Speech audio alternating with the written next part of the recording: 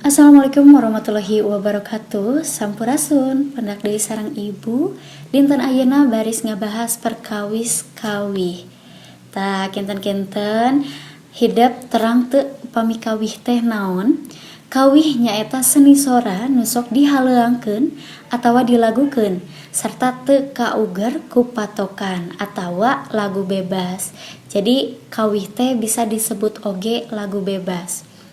Aya unsur-unsur kawih di antawisna adegan lahir jeung adegan batin. Naon wae eta teh? Nyaeta adegan lahir unsur fisik rumpaka kawih disawang tina wanguna. Nu kahiji aya wangun tipografi. Nyaeta rumpaka kawih teh ditulisna beda-beda. Upamana wae aya nu sapada, dua pada jeung saterusna. Tina sapada ge tematok siga sisindiran atawa pupuh bebas kumaha pangarangna. Nu kadua pilihan kecap atawa diksi. Rumpaka kawih nu alus teh gumantung kana kecap anu dipake ku pangarangna. Nu katilu citraan atawa imaji. Nyaeta pangaruh kecap kanu maca atawa nu ngaregepkeun kawih. Biasana ieu mah naon anu karasa, nu kadenge kitu nya. Ieu hal-hal anu karasa ku pamaca atawa ku jalma-jalma nu ngadenge kawih. Terus nu kaopat aya gaya basa atawa figuratif. Nyaeta biasana ngabalokarkeun ayana harti konotatif. Gaya basa dina rumpaka kawih bisa nimbulkeun harti nu beunghar kana eusina. Jadi biasana make kosa kecap anu miboga harti sababaraha kitu nya.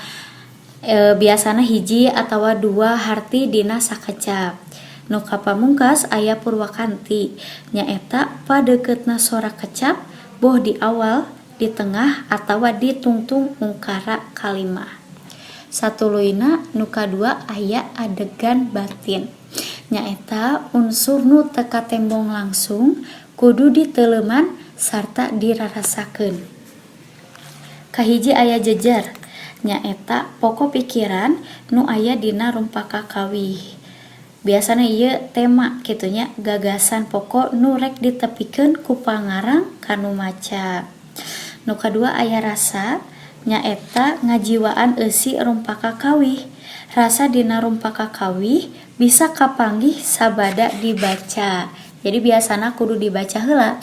Nah eta digorowokeun, digalantangkeun, dihariringkeun atawa dilenyepan dina jero hate. Nu katilu aya wirahma. Nyaeta nada. Nada teh sikeun pangarang kanu maca.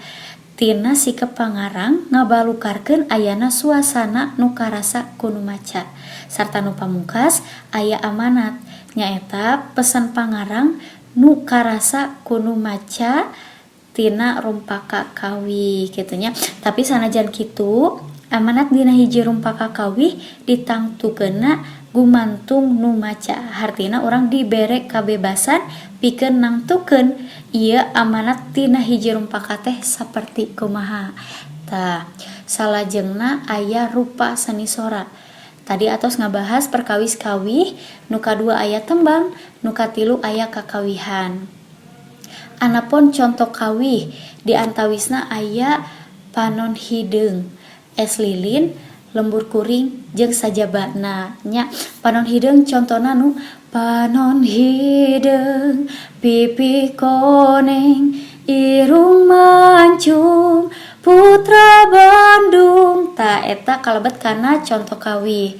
Salajengna aya tembang. Ari tembang nyaeta seni sora nu sok dihaleuangkeun atawa dilagukeun sarta kauger ku patokan.